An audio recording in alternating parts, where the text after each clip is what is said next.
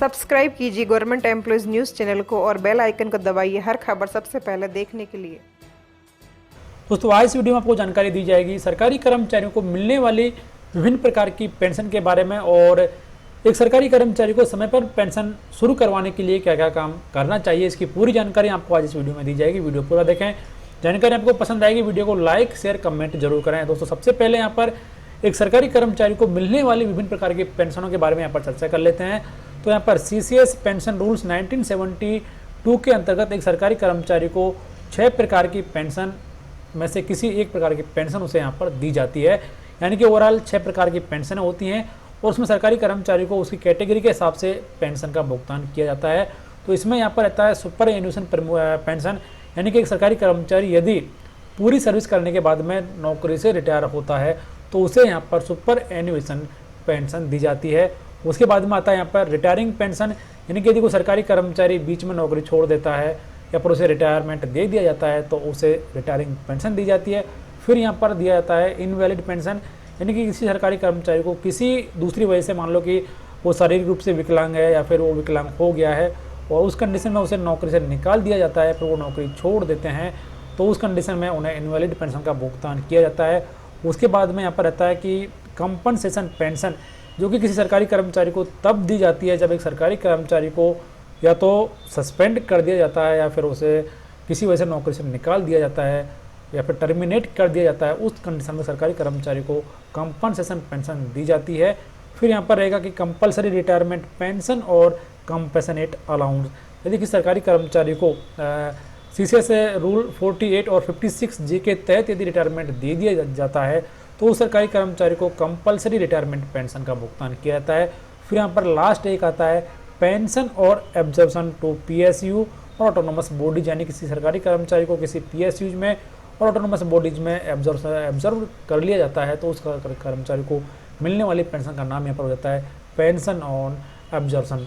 तो ये कुछ कैटेगरी हैं जिसके तहत एक सरकारी कर्मचारी को इनमें से कोई एक पेंशन का भुगतान उसकी कैटेगरी के अनुसार किया जाता है। तो हम आपको मालूम चल गया होगा क्लासेस ऑफ पेंशन। उसके बाद में अब आपको जानकारी दी जाएगी कि यदि आप समय पर पेंशन का भुगतान चाहते हैं, यानी कि आपकी पेंशन समय पर शुरू हो सके, इसके लिए आपको रिटायरमेंट होने से पहले कुछ ज़रूरी कागजी कार्रवाई है जो कि आपको पूरी करके रख लेनी है, तभी जाके आपको समय पर पेंशन का भुगतान यानी समय पर आपकी पेंशन शुरू हो सकेगी।